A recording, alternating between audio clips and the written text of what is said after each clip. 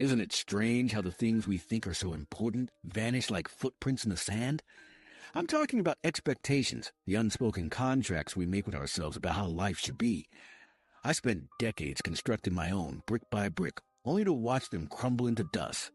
My name is Barnaby, and until recently I was a master craftsman. I built furniture, exquisite pieces, heirlooms meant to last generations. My workshop, a small, cluttered space behind my house in the Cotswolds, was my sanctuary. The scent of sawdust and beeswax, the rhythmic rasp of a plane against wood, the quiet satisfaction of seeing a form emerge from a rough-hewn block, these were the things that defined me. They were my legacy. I always envisioned handing down my craft, my tools, and my passion to my son Arthur. From the time he was knee-high, I'd bring him into the workshop, let him hold the smooth, weighty mallets in his small hands. I taught him the names of the different woods, oak, cherry, walnut, each with a unique grain and character. I showed him how to feel the curve of a piece, how to listen to the wood, how to coax it into submission. Arthur was a bright, curious boy, and for a while, he seemed genuinely interested. But as he grew older, his interest shifted. The workshop became less appealing. The allure of the digital world proved too strong. He excelled in school, particularly in mathematics and physics. He talked about algorithms and coding, concepts that were as foreign to me as ancient hieroglyphs. Disappointment, a slow, insidious weed, began to take root in my heart. I tried to hide it, to understand his choices. But deep down, I couldn't help feeling rejected. My carefully constructed future, the one where Arthur followed in my footsteps, was slipping away. He went to university, studying computer science. He thrived, immersed in a world of logic and innovation. He rarely came home, and when he did, the workshop remained untouched, a silent testament to my unrealized dreams. I threw myself into my work, pouring all my frustrations and unmet expectations into each piece. I became known for my intricate designs, my flawless craftsmanship. My furniture was sought after by collectors and museums, but the satisfaction was hollow. The joy I once found in my work was tainted by a persistent ache. One cold November evening, I was working on a particularly challenging commission, a large oak dining table with delicate carvings. The wood was stubborn, resistant to my tools. My hands, gnarled and worn from years of labor, ached with every stroke. I felt a sharp pain in my chest, a crushing weight that stole my breath. I collapsed onto the floor, surrounded by shavings of wood, the scent of sawdust thick in the air. Time seemed to slow, the rhythmic ticking of the grandfather clock in the corner echoing in my ears. I thought of Arthur, of the years we had drifted apart. A profound sense of regret washed over me, a bitter wave of what could have been.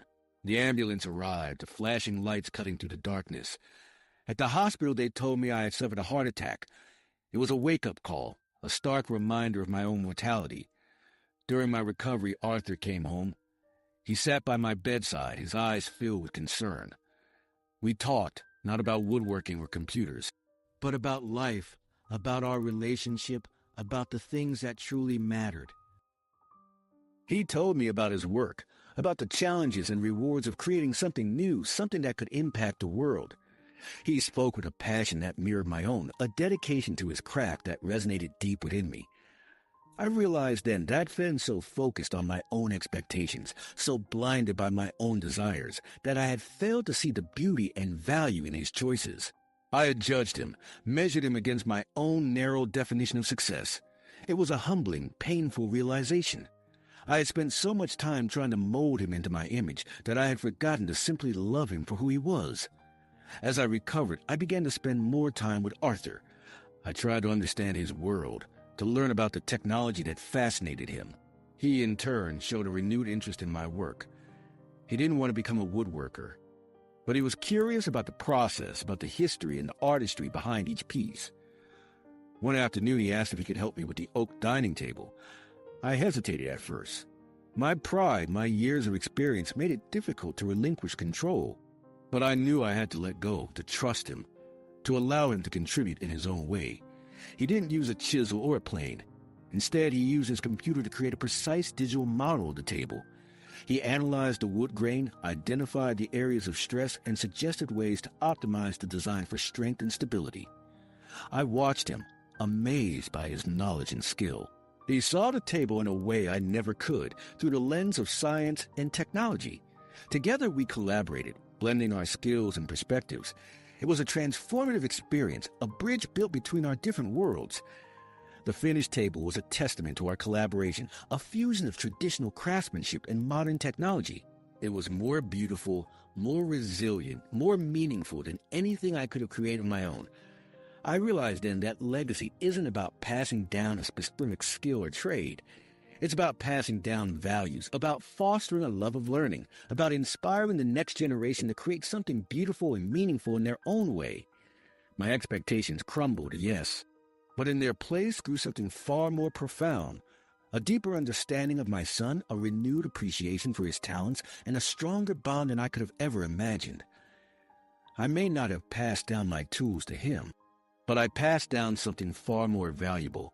The wisdom to embrace change, the courage to let go of expectations, and the love to see the world through another's eyes. The workshop is quieter now. My hands are no longer strong enough to wield a chisel for hours on end.